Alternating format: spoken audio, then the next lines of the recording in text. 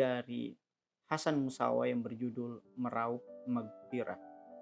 Nah, Ali Zainal Abidin, seorang cicit dari Rasul Shallallahu Alaihi Wasallam, pernah bermunajat bahwa wahai Ramadan yang dirindukan sebelum kedatangannya dan ditangisi sebelum kepergiannya. Inilah bulan yang sangat penuh dengan kemuliaan. Nah, di antara kemuliaan dari bulan Ramadan, kata Hasan Musawa dalam buku Meraup Maghfirah ini adalah satu, bulan Ramadan merupakan bulan yang diberikan hak untuk memberikan syafaat. Jadi bulan suci Ramadan ini pada hari kiamat nanti dapat menjadi subjek yang memberikan syafaat atau penolong kita di hari kiamat. Yang kedua, kemuliaan di bulan mulia bulan suci Ramadan ini adalah bulan penuh rahmat atau bulan penuh ampunan. Jadi banyak ampunan dapat diterima dalam bulan suci yang penuh berkah ini. Dan yang ketiga, kemuliaan dari bulan suci Ramadan ini adalah bulan penuh berkah. Nah, bulan penuh berkah dapat kita definisikan sejalan dengan apa yang dinukil dalam buku Meraih Adab dengan Penuh Keberkahan, bahwa berkah itu adalah bertambahnya kebaikan. Sehingga bulan Ramadan sebagai bulan penuh berkah adalah bulan di mana seluruh kebaikan itu terakumulasi. Mungkin pernah kita mendengar bahwa di bulan Ramadan seseorang yang berpuasa nafasnya pun dihitung sebagai zikir, apalagi zikir itu sendiri. Nah, kemuliaan lain dari bulan mulia bulan Ramadan ini adalah di dalamnya terdapat malam Lailatul Qadar, yang dalam Al-Quran surah Al-Qadar tentunya disebutkan sebagai malam yang lebih mulia dari malam 1000 bulan. Nah, dalam salah satu riwayat disebutkan kenapa disebut sebagai malam 1000 bulan atau lebih baik daripada 1000 bulan. 1000 bulan itu setara dengan kurang lebih 70-80 tahun. Maka malam ini atau malam di mana turunnya Al-Quran ini menurut Rasul Shallallahu Alaihi Wasallam lebih mulia daripada 70 tahun pemerintahan Bani Umayyah, mulai dari Muawiyah sampai ke cucu dan cicitnya. Nah, kemuliaan lain dari bulan mulia Ramadan ini adalah dibukanya pintu surga, dan secara otomatis tentu pintu neraka dikunci. Nah, kita juga biasa mendengar riwayat yang menyatakan bahwa di bulan Ramadan ini setan-setan dibelenggu. Nah, apa maksudnya setan-setan dibelenggu? Sementara justru di bulan Ramadan ini godaan justru semakin banyak. Setan dibelenggu justru terasa seperti setan itu dilepaskan dari belenggunya di bulan Ramadan ini.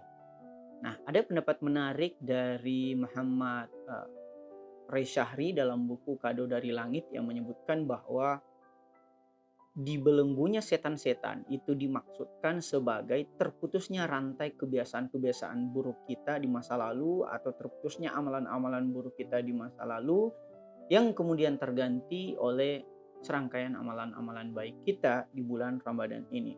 Sehingga aliran darah yang biasa membuat kita lancar melakukan perbuatan dosa justru terputus karena rasa lapar kita dan digantikan dengan amalan-amalan yang baik. Nah, tetapi tentunya bulan Ramadan yang merupakan bulan jamuan dari Allah atau bulan undangan bagi para tamu Allah itu tidak berlaku bagi para pendosa. Sehingga jangan sampai kita merupakan salah satu manusia yang diperingatkan oleh Rasul Shallallahu Alaihi Wasallam dalam sabdanya, jangan sampai puasa kalian itu hanya mendatangkan lapar dan dahaga, sementara kita tidak mendapat esensi dari puasa itu sendiri, yaitu membuat kita semakin bertakwa atau dapat mengendalikan diri. Nah, bulan Ramadan juga disebut sebagai bulan diterimanya seluruh doa-doa. Nah, dalam buku yang sama, Hasan Musawa menjelaskan tentang syarat-syarat dikabulkannya doa. Nah, ada 16 syarat-syarat dikabulkannya doa yang teman-teman bisa compare juga di dalam buku Dauluddin Rahmat yang berjudul Doa Bukan Lampu Aladin. Di situ juga dijelaskan tentang syarat-syarat dikabulkannya doa. Nah, antara lain, 1, yakin kepada Allah. Yang kedua, mengosongkan perut dari sesuatu yang haram. Ini tentu teramat sangat sulit karena kita biasa mencampur adukan antara sesuatu yang haram dan sesuatu yang halal. Yang ketiga, tidak berbuat zalim. Yang keempat, berbaik sangka kepada Allah atau husnuzon terhadap Allah bahwa doa-doa kita jika belum dikabulkan pasti memiliki hikmah tersendiri di balik penundaan pengabulan doa tersebut. Yang kelima, memperhatikan waktu-waktu ketika berdoa karena ada waktu-waktu tertentu yang merupakan waktu yang mustahab untuk dikabulkannya doa. Yang keenam adalah membuka dan menutup doa, jangan langsung-langsung saja meminta hajatan, tetapi membukanya dengan pujian kepada Allah dan menutupnya dengan pujian-pujian pula kepada Allah. Yang ketujuh adalah sedekah sebelum berdoa. Orang-orang tua kita dulu biasa memberikan kita mungkin 10.000 atau 20.000 yang ia niatkan sebagai penolak bala atau penolak segala mara bahaya. Nah, kali lain sedekah juga itu berguna sebagai medium untuk terijabahnya doa-doa kita. Nah, yang kedelapan adalah memakai wewangian.